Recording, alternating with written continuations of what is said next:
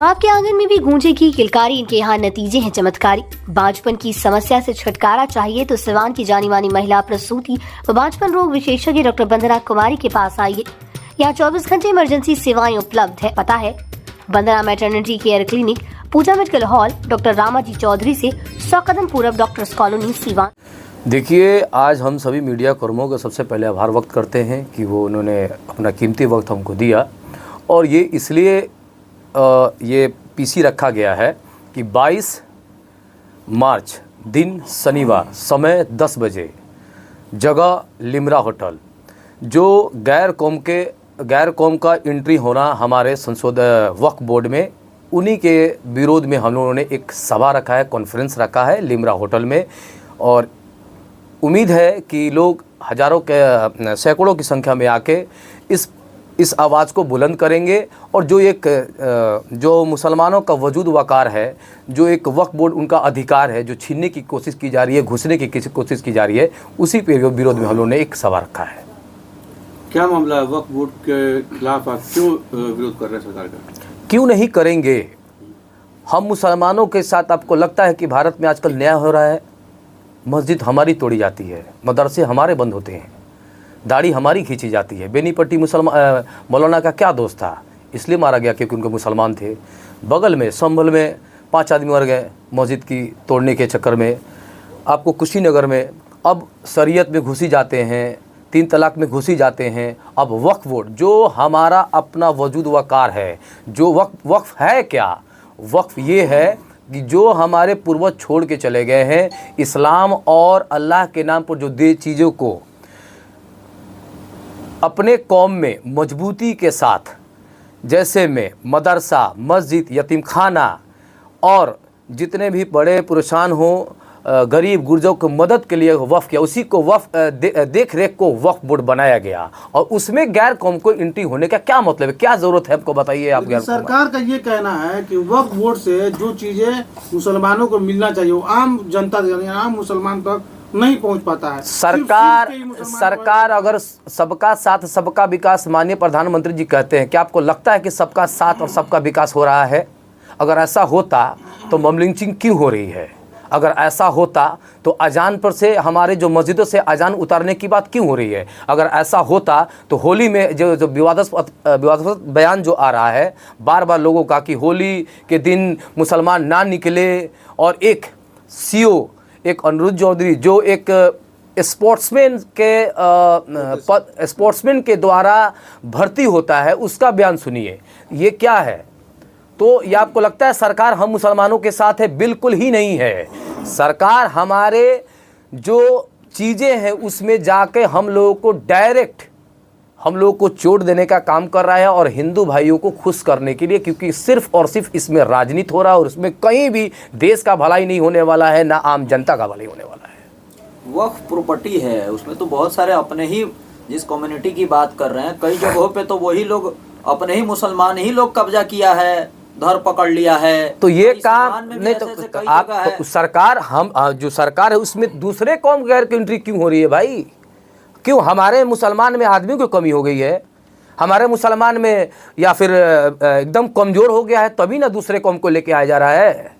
उनके धर्म में हम मुसलमान कब किसी एंट्री मारते हैं या फिर कोई सरकार एंट्री मारता है? हमारे ही मुसलमान कौम पे क्यों ऐसे हो रहा है? और इतना बड़ा परेशानी क्यों आ गया है कि वक्फ बिल को देखिए, ये ज़मीन हड़प के, ये ज़मीन को पूरी तरीके से, आज 2 घुसे हैं, कल पूरे घुस जाएंगे, और हमारी ज़मीन, हमारा जो दिया हुआ, जो हमारी अपनी जो ज़मीन है, वो सबको छीनने की कोशिश की जा रही है। मुसलमान भी तो हड़पे हुए हैं। मुसलमान हड़पे हुए तो मुसलमान पे कार्रवाई होगी, इसमें एंट्री मारने की क्या जरूरत है? एनडीए की सरकार में 2 अहम दल हैं, एक नीतीश कुमार का और एक सीके नायडू का।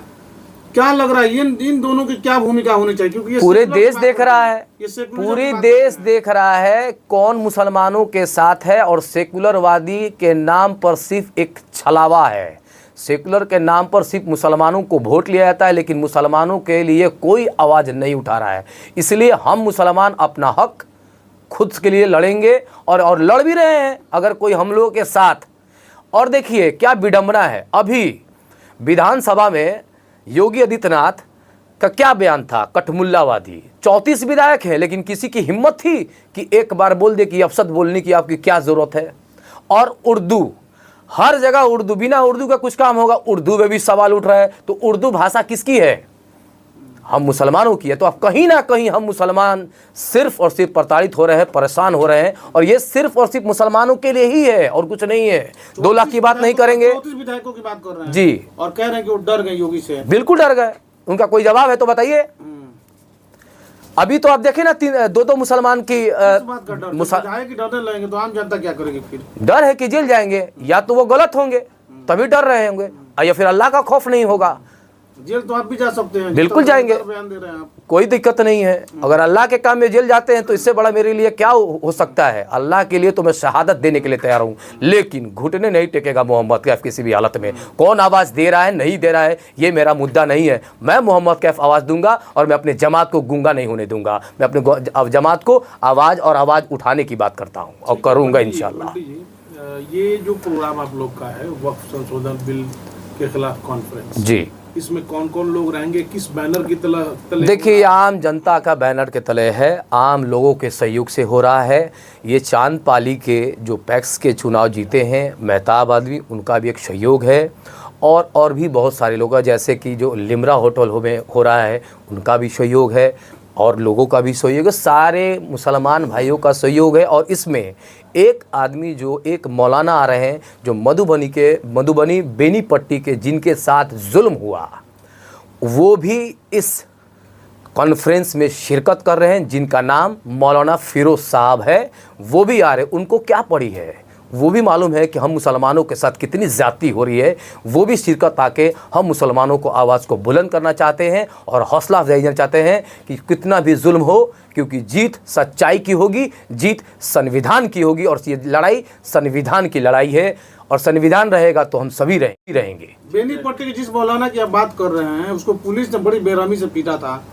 बिल्कुल पीटा था। उसके बाद भी ये वक्फ बोर्ड में, ये वक्फ कॉन्फ्रेंस में शामिल हो? बिल्कुल, ये आपको 21 तारीख को आ जाएंगे, और मैं सभी आपके जितने भी हमारे पत्रकार बंधु हैं और बड़े भाई हैं, आप लोगों से निवेदन है कि आप उस दिन आइएगा और उनसे प्रेस कॉन्फ्रेंस कीजिए और उनका दर्द लाइव लोगों को दिखाइए कि हम मुसलमानों के साथ, टोपी वाले के साथ, दाढ़ी वाले के साथ, एक उलेमा, एक कारी के साथ कितना जुल्म हुआ, वह खुद अपने बयान से बोलेंगे। मैं कहूँगा तो लोग कहेंगे कि ये बनावटी बात बोला, लेकिन अगर उनके साथ अगर आप उनका पीसी होगा तो आप खुद सोच लेंगे कि मुसलमान क्या सही में देश में मुसलमान के साथ क्या हो रहा है, वो खुद ब खुद बता देंगे आपको। ठीक है, एक सवाल रहेगा आपकी हमारी तरफ से।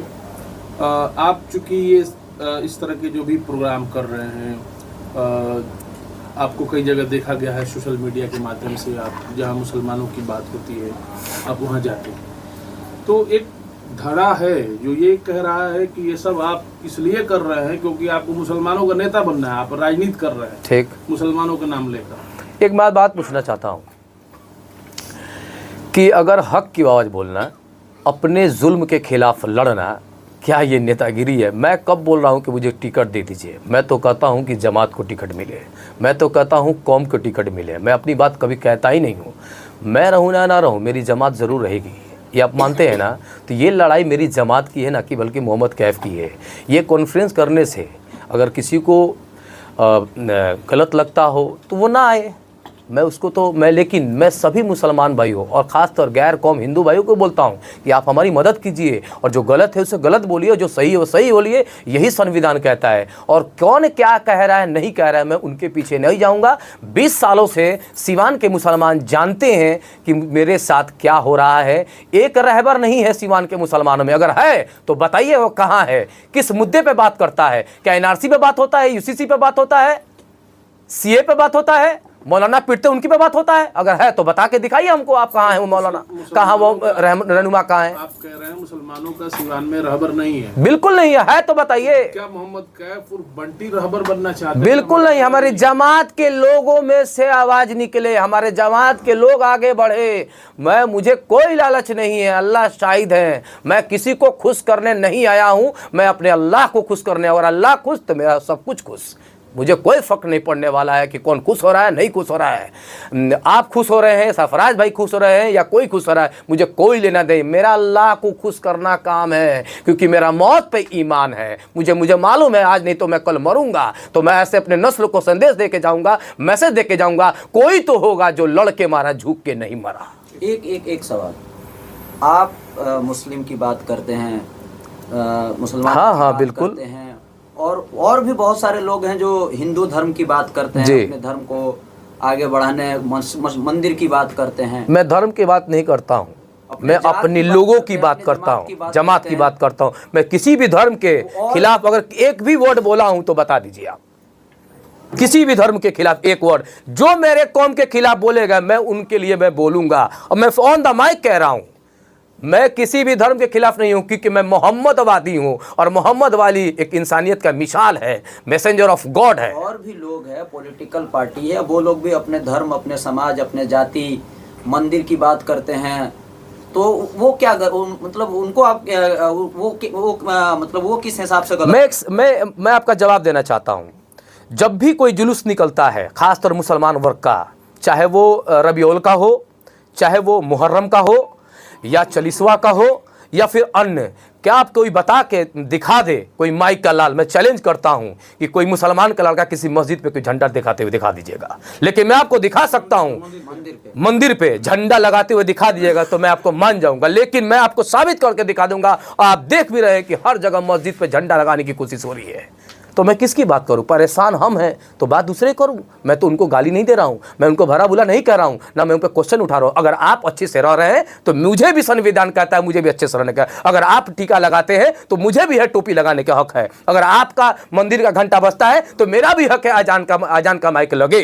मेरी ये लड़ाई है, बराबरी की लड़ाई है, और हम इस्लाम को मानने वाले हैं। जहाँ इस्लाम रहेगा वह इंसाफ होगा, और इंशाअल्लाह जीत संविधान की होगी, इंसाफ की जीत होगी। हिंदू धर्म के बारे में आप क्या सोचते हैं? बहुत अच्छा सोचते हैं। जो राम को मानते होंगे निश्चित तौर पर वो बहुत बेहतर होंगे, और जो गोडसे को मानते होंगे जिंदगी में बेहतर नहीं होंगे। गोडसे पहला आतंकवादी है भारत का, उसका कोई भी उसका देखिए, उसको मानने वाले भी है, लेकिन कोई मतलब नहीं है। अपना जिसको जो माने, यही तो संविधान की खूबसूरती है कि जिसको जो मानना है माने, लेकिन किसी दूसरे कौम के में हस्तक्षेप ना करे।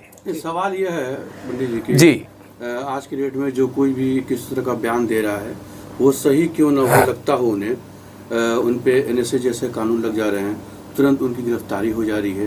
कोर्ट है। वहीं दूसरी तरफ कुछ लोग ऐसे हैं जिन्होंने ये भी कहा था कि गोली मारो सालों को, इस तरह के नारे लगाए, उन्हें सम्मानित किया गया, उन्हें यहाँ तक कि कई बड़े पद दिए गए। उसमें कहीं आपको ये डर नहीं लगता कि कहीं आपको भी इस तरह का निशाना बनाया जा सकता है? डर लगता है अल्लाह से और किसी से नहीं। डर लगता है अल्लाह से और किसी से नहीं। इसी की तो लड़ाई है कि आप हमें गाली दे दीजिए तो आपको सम्मान मिल रहा है, और हम सच बोल रहे हैं तो हमें जेल मिल रहा है। तो जेल जाना ही पसंद है, लेकिन झुकना पसंद नहीं है मोहम्मद कैफ ना मोहम्मद कैफ के कौम को। चाहे कुछ भी हो जाए, याद रखिएगा, अगर मोहम्मद सल्लल्लाहु अलैहि वसल्लम के मानने वाला मुसलमान होगा तो निश्चित तौर पे सब्र के साथ, संविधान के साथ बढ़ेगा, और जीत संविधान की होगी, जीत मोहम्मद सल्लल्लाहु अलैहि वसल्लम की बातों की होगी, सब्र की होगी, और इंशाअल्लाह जरूर एक दिन कामयाबी मिलेगी।